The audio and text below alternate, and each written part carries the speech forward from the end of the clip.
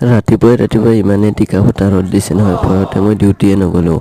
তো হেল্ল' নমস্কাৰ and welcome back to my another mini blog. তো গৰমৰ কাৰণে আজি ডিউটি নগ'লোঁ, তাতে আৰু টিঙৰ বেৰৰ ঘৰ ইমানেই গৰম নহয়, নগৈ কিনেও পস্তালোঁ। কিনো কৰিম, ডিউটিও নগ'লোঁ আৰু ৰুমত থাকিও পস্তাই আছোঁ। তাৰপিছত আম গছজোপাৰ তলতে গৈ কিনে অকণমান ৰেষ্ট ল'লোঁ। কিনো কৰিম আৰু কি কৰিম কি নকৰিম এনেকুৱা লাগিছে, ইমানে গৰমৰ কাৰণে থকা নাযায়। গৰমৰ কাৰণে 2-3 বাৰ গায়ে ধুলোঁ, তথাপিও ঠাণ্ডা নাপাওঁ। তাৰপিছত ভাবিলোঁ কি কৰোঁ, দোকানলৈ যাওঁ। দোকানলৈ গৈ কিনে ষ্টিং এটা খাম বুলি ভাবিলোঁ আৰু ৰাস্তাৰ পিনে ওলাই কিনে দোকানলৈ গ'লোঁ। গৈ কিনে ষ্টিং এটা আৰু ভুজিয়া এক পেকেট আৰু কিবা কিবি লৈ কিনে ৰুমলৈ আহিলোঁ। ৰুমলৈ আহি কিনেনো আৰু ক'ত শান্তি পাম, তথাপিও আৰু কিনো কৰিম, ঠাণ্ডা এটা আনি কিনে বহি খাই আছোঁ ভুজিয়া আৰু ঠাণ্ডা বুলি ক'লে মই ষ্টিংটোৱে খাই ভাল পাওঁ। আৰু আপোনালোক কি খাই ভাল পায় জনাব এবাৰ। আৰু ৰাতিপুৱাৰে শিখৰ এপেকেট অনা আছিলে, তো বেয়া নাপাব, শিখৰ মই খাওঁৱেই আৰু আপোনালোকে খাই নে নাই জনাব। তো আজিলৈ বাই বাই, লগ পাম নেক্সট এটা ব্লগত।